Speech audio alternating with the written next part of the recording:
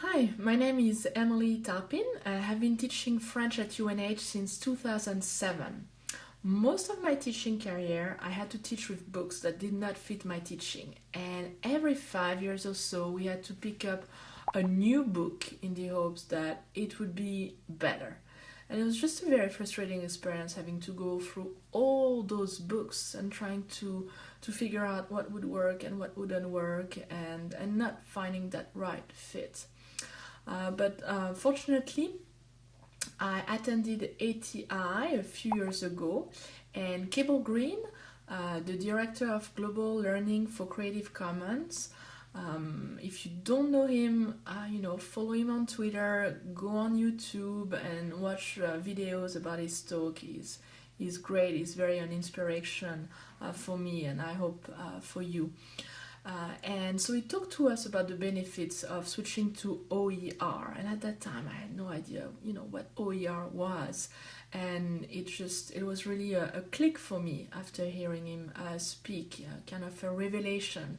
So I decided to jump on board and to first look at some free textbook, but I actually decided instead of taking a free textbook and applying it to my class, I decided to just create my own material. And so I entered in 2 years ago actually the first OER pilot at UNH, and so over the summer I created very, very simple material for each week of class. So here, this is one example. You have week 1, and they have vocabulary, grammar, culture, they have objectives, they have Twitter too. I incorporate a lot of technology in my classes. They have some link to the library or our language resource center as well. And it's just a Word document format, very simple. Students can download it, print it if they want to, use it on their computer. One page they have vocabulary with some exercise. Then they have the grammar, it's 1 page and 1 page exercises. They have usually 2 or 3 concepts, so that's what they have here. And then they have some culture.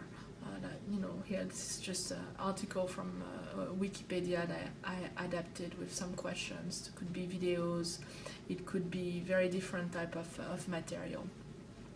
So again, very, very simple. And I also use Canvas, and I love Canvas because it was very, very easy for me to create the material and incorporate it into that learning management system, much more than Blackboard, I think. So I created a lot of extra material and quizzes that I put on Canvas, and I also created a series of video for my students because a book is great, but they cannot hear me, and it's very important that they hear how to pronounce things. So I use my iPad. I have an iPad, and I use iPad a lot in class, and I created this video, and hopefully the sound is good enough. I'll play just a short extract. Here they have to learn how to conjugate the verb to have. So Nous avons, vous avez, ils ont, elles ont, on. So very simple. Then I give a couple of explanation. I give a couple of example as well, a couple of pictures. Usually the negation is. And my students have access to the video throughout the semester. So it's great for them to be able to go back to the video, especially before they have tests. And it was a lot of work. Creating your own material is always a lot of work. I made some mistakes, especially at the beginning.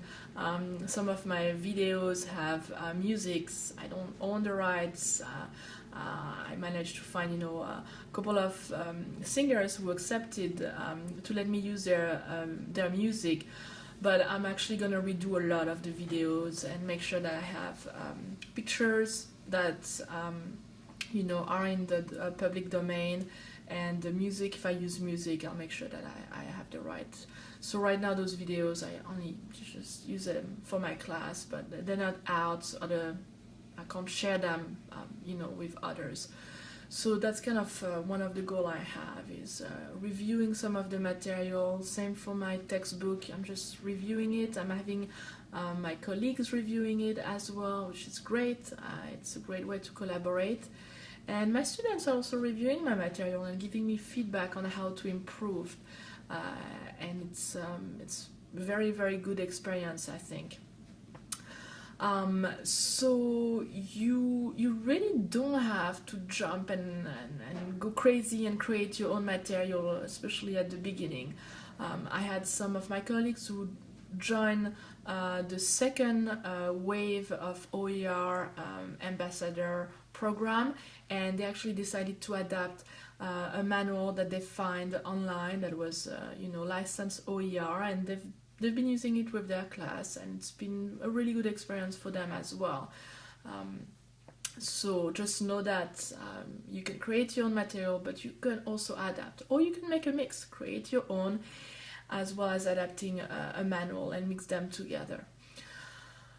So I would say that I definitely will not go back to using a textbook. I just really think that OER and creating my own material or adapting from others is really the way to go. I think my students really like the fact that my textbook is simple and to the point. There are not more than 200 pages, and we're probably going to use 60 pages only. Here they really have only what they need. The material is flexible, is updated. If I need to change topic, I can do it very, very easily depending on the interest of the students. So it just made my life easier in a way, and I think the student really also appreciate the effort I put as a teacher in developing my own material, and also in saving them money. I'm saving $200, close to $200 per student in terms of textbook. So I would just say, and encourage you to go and look at OER, encourage you to go and reach out to the OER ambassadors on campus, and talk to us and see if you have any questions. We'll be very, very happy to answer and help you out, and see what kind of project you're creating, and kind of welcome you in this family that has been growing on campus.